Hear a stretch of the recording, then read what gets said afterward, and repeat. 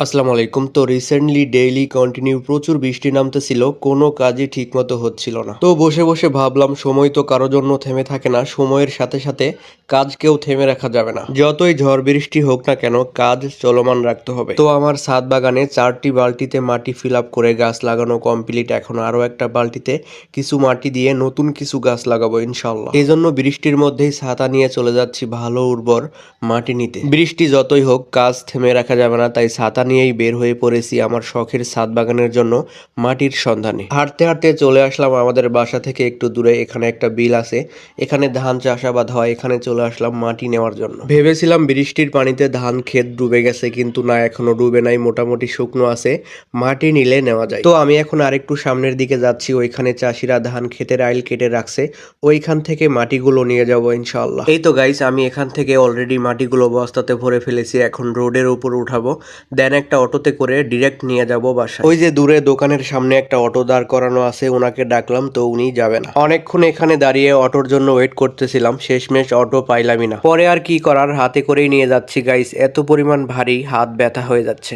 এদিকে বৃষ্টিও নামতেছে, ছাতা ধরবো নাকি বস্তা ধরবো ভেবে পাচ্ছি না। হাতের অবস্থাও একদম খারাপ, একদম লাল হয়ে গেছে। তো বস্তা নিয়ে কিছুক্ষণ হাঁটতে হাঁটতে দেখি পিছন থেকে একটা অটো এসে পড়লো, দেন উঠে পড়লাম অটোতে। তো থ্যাঙ্কস ফর ওয়াচিং, আল্লাহ হাফেজ, টেক কেয়ার।